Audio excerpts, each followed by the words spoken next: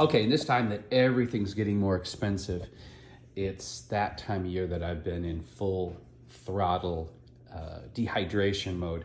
We had tons and tons of fruit from the orchard this year. It's mushroom season. And when I tried to dry my mushrooms in our lovely oven, they had so much moisture in them that even though the oven has a dehydration setting, it doesn't have a good fan to blow the moisture out. And the mushrooms contained so much moisture that it all collected in the bottom of the oven. And I didn't see that. And then when I used the oven, I had to like mop it out of there. And basically it took a lot more energy than I like to use to dehydrate the mushrooms, and it took a lot more energy than I like to use. But I had this great dehydrator that I had bought. I want to say I got this 5 or 6 years ago. And I so admired, I watched this video about a Russian immigrant, and he would go through the garbage all over America and pull things out that people threw away. And he would find it was just one simple component. But we're programmed to be ignorant, and we're programmed that everything is disposable. And people would throw these things away, and he would find them, pull them out of the garbage, fix a simple fuse, and resell it. And he was able to make a great living, not only repairing things in his community, but also repairing things and reselling things that just had something really simple wrong with them. That being said, my spouse is really good with electrical stuff.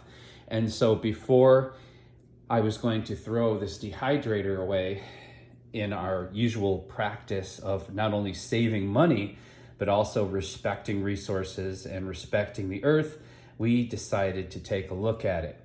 And what we found was, it was a thermal fuse.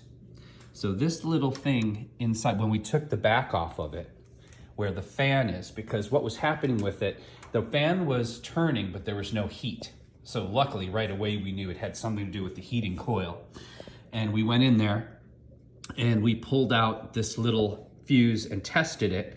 And sure enough, it was dead. So we were able to read the temperature and the specifics of this little fuse and get a bag of them on Amazon very inexpensively. How much was this bag of fuses? So $7 for a handful of them. Then we used a little soldering iron, removed this, came back in, replaced it, and now it's working again, which is gonna save me over $100 of buying a new one of these, because the price has gone up probably $30 to $50 like everything else.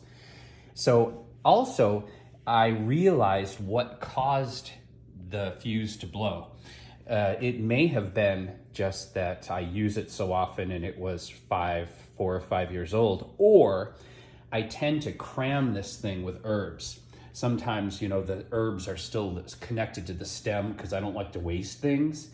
And my spouse explained to me that when this coil heats up, if the fan isn't going, because this fuse is only for about 140 degrees, as a safety measure, the fuse will blow up. Not blow up literally, but will burn out, which stops the coil from heating, which stops a fire. What I think I did, just because I didn't realize how this machine worked, is that one of the little sticks poked all the way through the back and into the fan and was keeping the fan from turning, which blew out the fuse. So if you have a dehydrator that has this type of structure to it, be careful when you're filling it that you don't poke through the back and keep the fan from turning, because that's gonna blow out your fuse.